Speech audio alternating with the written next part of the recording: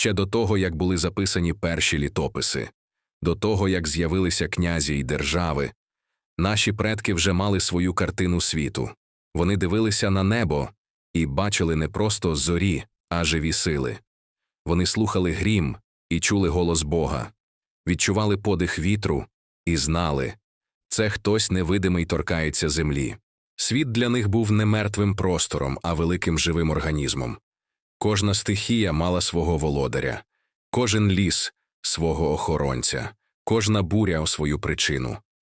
Боги не були далекими, вони жили поруч – у громі, у сонці, у вітрі, у врожаї, у пісні, у мечі воїна. Сьогодні ми вирушимо у подорож цим давнім пантеоном. Ми піднімемося в небесні простори, де народжується вітер. Пройдемо шляхом воїнів, які клялися перед мечем. Зазирнемо у сонячне світло, що визначає закон і честь. Почуємо грім небесного володаря. І спустимося у тишу лісів, де мудрий Бог береже таємниці життя. І почнемо ми з того, кого не можна побачити, але можна відчути. З того, хто першим торкається обличчя немовляти і останнім проводить подих воїна. З володаря вітрів – Стрибога. Стрибог – великий володар вітрів, господар небесних просторів і повітряної стихії. Його ім'я здавна звучало в молитвах наших пращурів, що дивилися в небо, вдихали подих степу і дослухалися до шепоту лісу.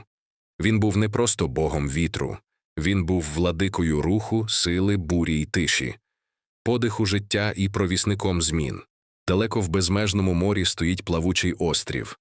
Його стрімкі скелі здіймаються над хвилями, мов кам'яні велети, а посеред них височіє величний храм Стрибога. У тому храмі, що вічно огорнутий хмарами і вітрами, живе господар вітрів зі своєю дружиною, 6 синами та 6 дочками. Безліч років править він повітряною стихією. Давно б уже мав піти на спочинок, та немає кому передати небесну владу. Через те інколи стає суворим і сердитим. Тоді здіймає з моря чорні хмари, насилає бурі, громи, зливи, приносить біду і тяжкі випробування. 4 брати – володарі сторін світу. За наказом Стрибога з 4 сторін світу дмуть 4 велетні – його рідні брати.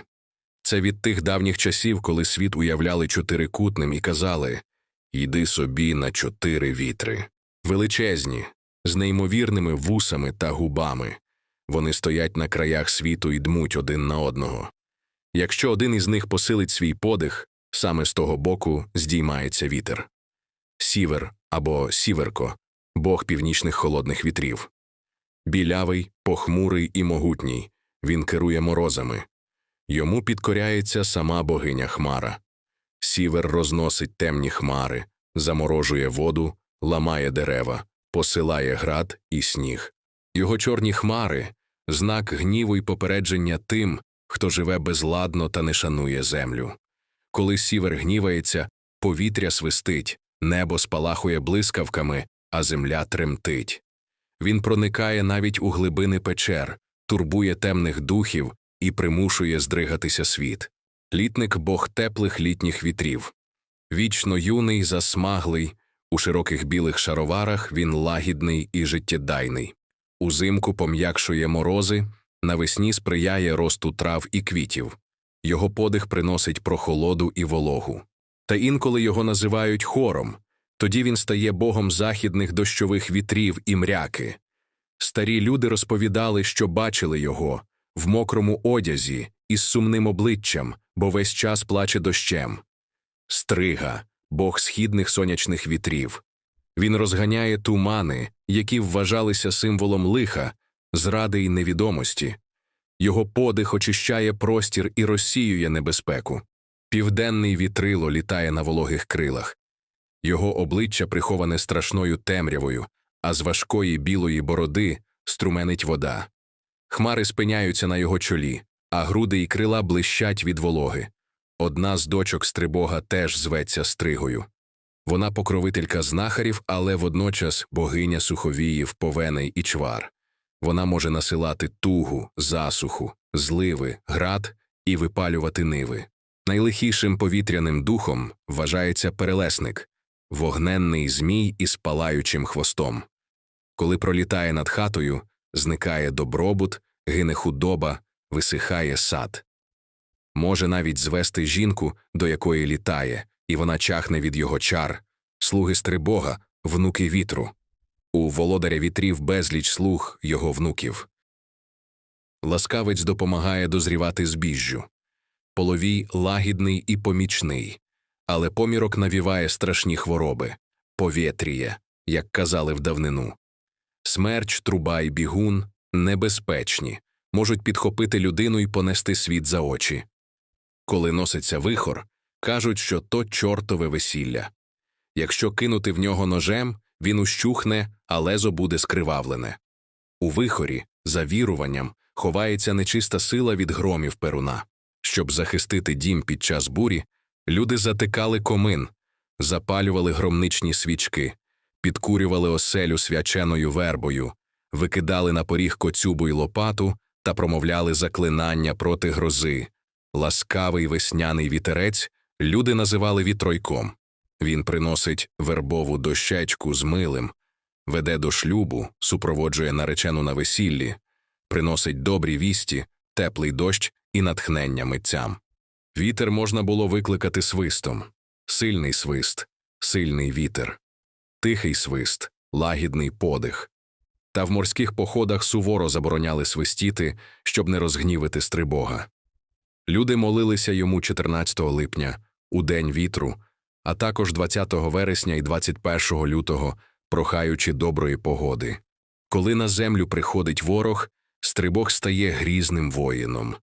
Він передає небесну владу дружині, а сам із вітрами стає на захист рідної землі. Його подих відвертає стріли від мужніх воїнів, а в небі тріпоче золотий стяг Дажбога, кличучи до перемоги. Стрибог – наймогутніший серед богів вітрів. Його вуса більші за братові. Люди казали, то він стрибає, а насправді лише ворушить одним вусом. Бо якби моргнув обома, здійнялася б така буря, що перевернула б увесь світ. Коли він утомлюється, вітри вщухають, і навіть брати відпочивають. Тоді дмуть ангели, а інколи сам Господь посилає лагідний вітерець. Так уявляли наші пращури Стрибога, повелителя вітрів, володаря бурі й тиші, грози й весняного подиху. Він – сила природи, яку шанували, боялися й просили про милість. І досі, коли здіймається вітер, здається, що то десь далеко на морському острові ворушить свої вуса стародавній бог Стрибог. Арей – син небесного вогню Сварги й матері землі. У його образі поєднувалися дві сили – руйнівна й захисна. Він був суворим до ворогів, але справедливим для своїх. У міфологічній традиції Арей народився під час космічної бурі, у грозах Перуна, у вогненній силі Сварога. Він став у лави світла проти темного мороку. Після перемоги він зійшов на землю і передав людям меч – знак воїнської честі. Меч Арея став символом спадкоємності. Він передавався від героя до героя. Це була не просто зброя, це був знак права боронити рідну землю. Геродот описував культ Ареса серед скіфів. Святилище з насипом, на вершині якого встановлювався старий залізний меч, священний образ божества. Йому приносили жертви, бо вірили, що без благословення Бога перемоги не буде. Існує переказ про меч Арея, знайдений пастухом і переданий Аттілі. Знахідка стала символом небесного благословення, підсилюючи віру правителя у свою долю. Арей асоціювався з весною, часом оновлення й початку воєнного сезону. Юнак, проходячи по святу, ставав воїном.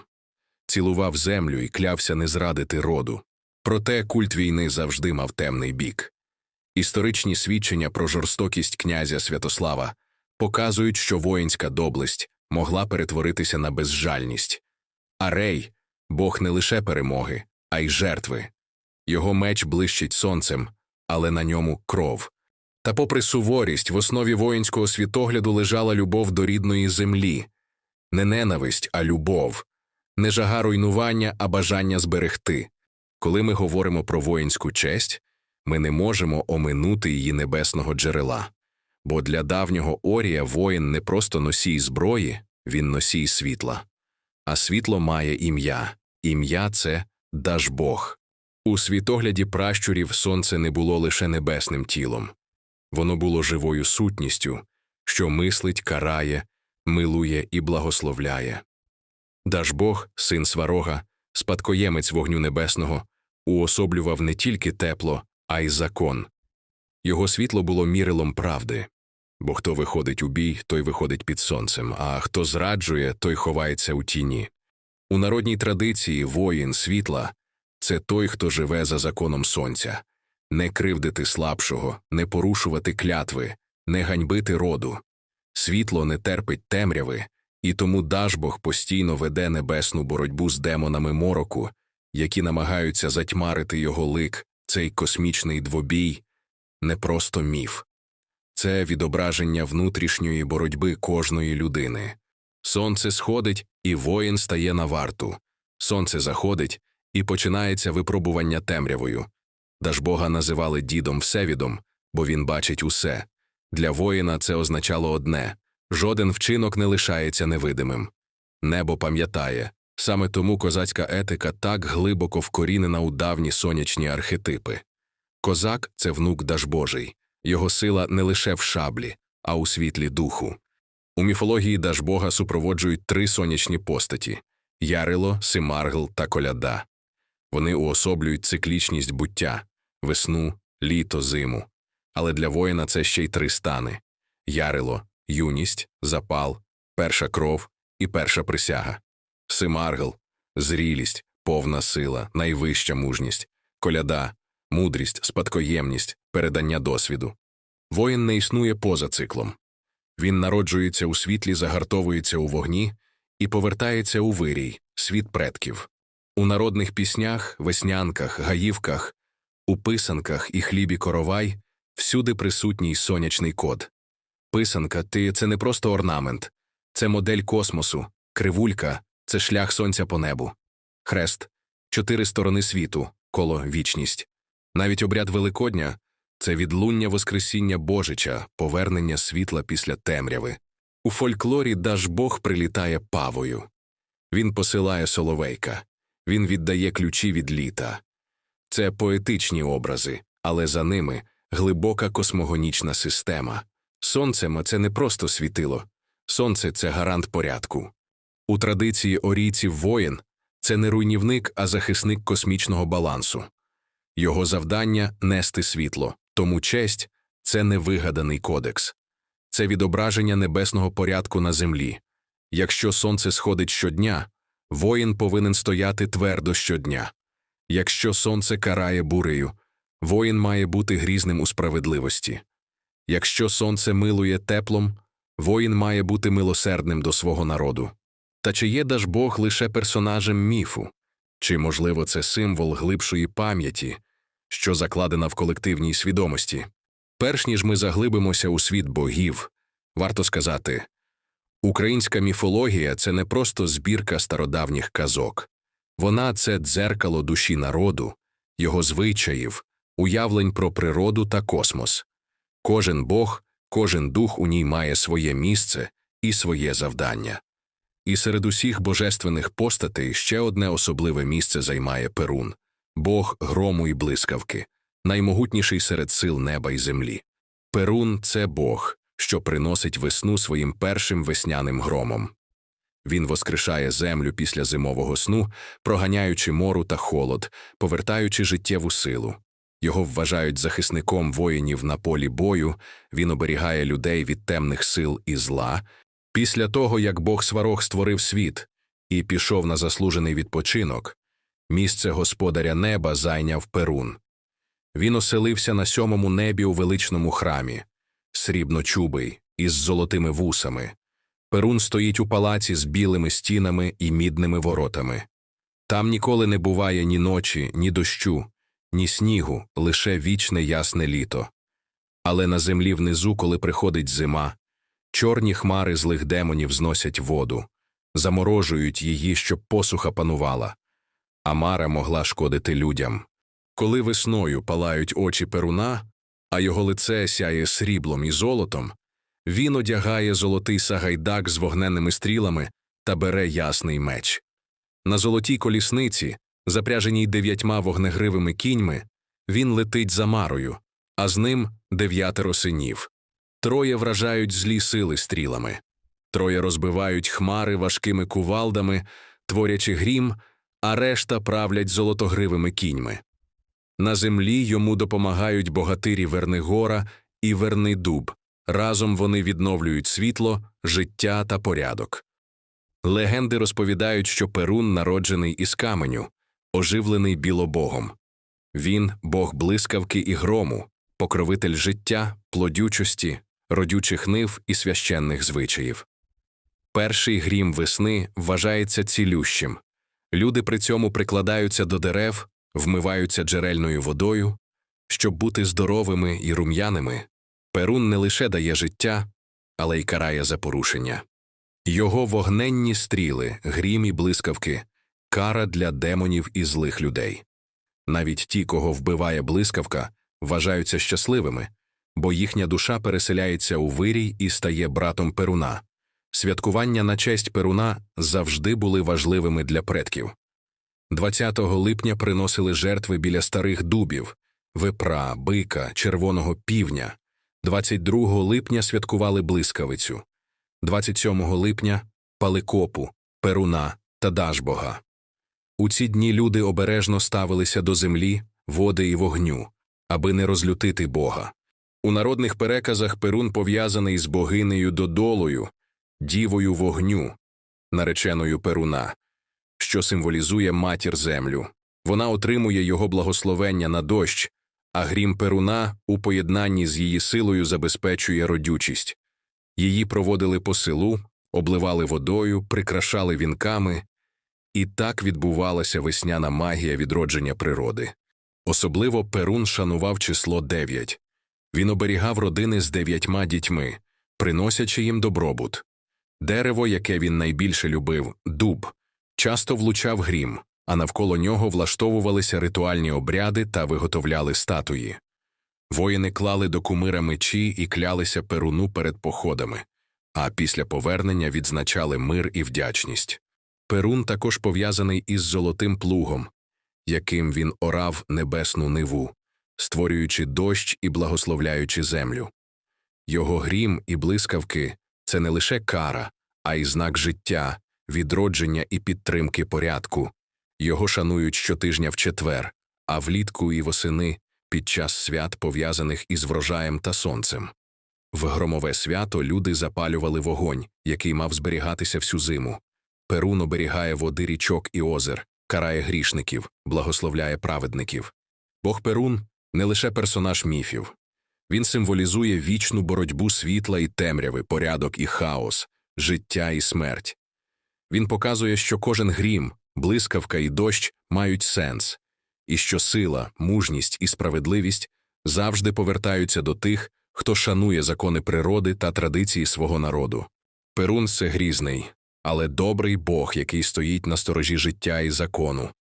Надихає людей на мужність і шану до рідної землі, оберігає родину і дає силу перемагати темні сили. Його легенда живе й донині, нагадуючи нам про силу, красу й велич української міфології. Після того, як ми дізналися про могутніх Перуна, Арея, Дажбога та Стрибога, настав час звернути погляд у тіні лісів, над тихими ріками та серед живого світу природи до Бога Велеса. Якщо Перун – це грім, блискавка й порядок, то Велес – мудрий опікун таємничої сили, покровитель мистецтва, багатства душі, музики, краси, любові та всього живого. Він допомагає волхвам, ясновидцям, віщунам і всім, хто прагне гармонії у світі та душі. Велес – брат Перуна, і водночас його вічний супротивник. Вони – як день і ніч, небо й земля, грім і тиша. Коли Перун блискавкою розсікає небо, Велес ховається серед лісів і рік, стереже скарби землі та таємниці природи. Наші предки шанували його за те, що він єднає людську душу з душею сонця та облагороджує її прагненням споглядати красу Божого світу. Коли народився Велес, світ засяяв, лісові звірі, птахи, риби – вся природа раділи його приходу. Ніжна мелодія наповнила серця людей, надихаючи їх на творчість, пісні та поезію. Душа людини під впливом божественної музики Велеса ставала добрішою, мудрішою та щирішою. Усі його онуки, велети – це ті, кого Бог Велес обдарував талантом, мудрістю та здатністю створювати красу. Співці й поети, серед яких славетний Боян, якого згадує слово о полку Ігоревім, вважалися Велесовими внуками. Вони передавали людям героїчні епоси, легенди, пісні та обряди, зберігаючи культурну спадщину і духовну силу народу. Велес навчив людей піклуватися про худобу, вирощувати її для молока, м'яса та вовни, і став охоронцем пастухів і чередників. Він навчив орійців обробляти землю, запрягати тварин у плуг і воза, і в той же час залишався добрим духом вод, лісів і степів.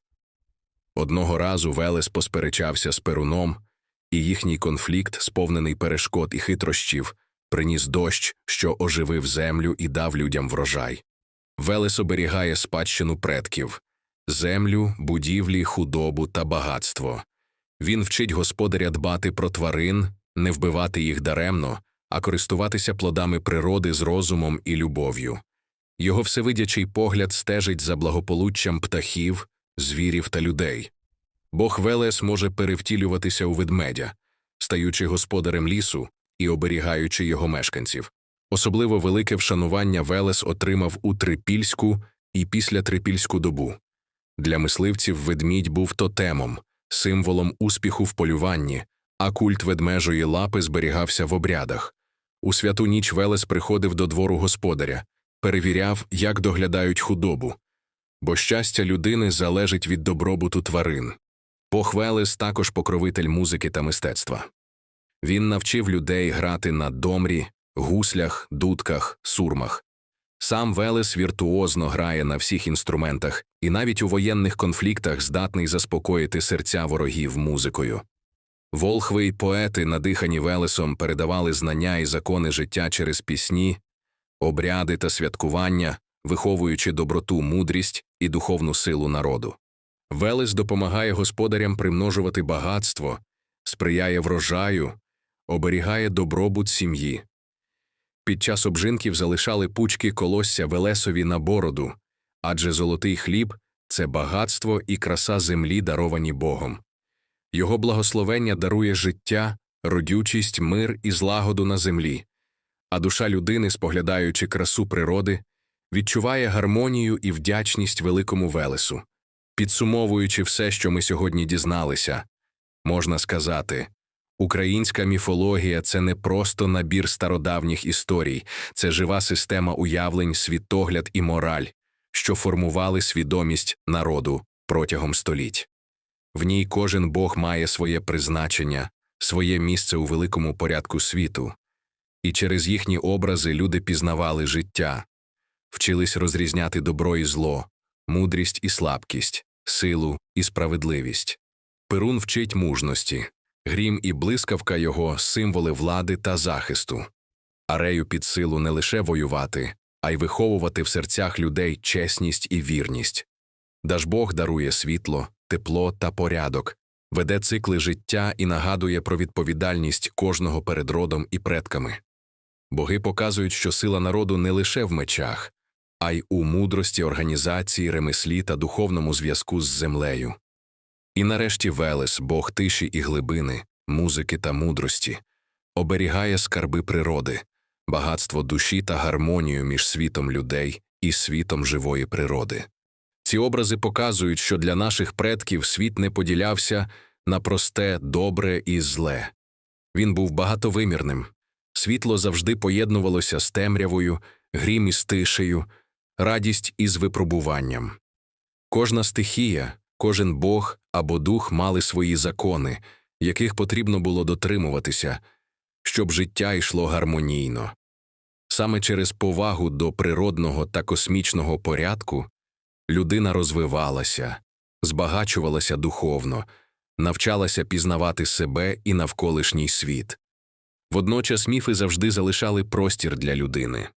В образах богів і героїв Кожен знаходив урок для себе. Як любити землю, поважати родину, відстоювати справедливість, розвивати талант, творити мистецтво, берегти скарби природи. Велес навчив, що багатство душі важливіше за золото, а музика, пісня і слово – це ті ж сили, що рухають світ і поєднують людей. Дажбог показав, що справжня влада – у світлі, що освітлює шлях. Перун нагадує – сила має бути справедливою, а Ареї, що відвага завжди потребує мудрості. Ці боги й герої – не просто персонажі давніх легенд. Вони відображають цінності народу, його прагнення жити в гармонії з космосом і землею, виховувати в собі мужність, честь і любов. Їхні історії збереглися в піснях, обрядах, святкуваннях, у символах писанок, у звичаях весни та врожаю. Кожна легенда – це частина великої мозаїки, що розкриває світ предків, їхню мудрість і духовну силу. І хоча сьогодні ми вже дізналися про Стрибога, Арея, Дажбога, Перуна та Велеса, пантеон українських богів не обмежується цими постатями. Попереду ще багато загадкових і могутніх божественних образів. Богиня Мокоша та її таємничі води, вогняні і стихійні духи, небесні ведуни та покровителі родючості, сили лісів і рік, що охороняють життя і добробут. У наступних відео ми продовжимо подорож світом української міфології, заглибимося у легенди про інших богів, їхні дії, конфлікти та благословення, щоб краще зрозуміти, як наші предки бачили світ, як шанували його і як навчали нас жити в гармонії з ним. Бо кожна історія, кожен образ – це не лише минуле. Це дзеркало нашої душі, ключ до розуміння себе і світу. І саме тому варто повертатися до цих легенд, слухати їх і передавати далі, бо в них сила, мудрість і світло, що ведуть нас крізь століття. І так само, як древні волхви й поети сплітали у пісні знання і віру, ми можемо відкривати для себе безмежний світ української міфології і сьогодні.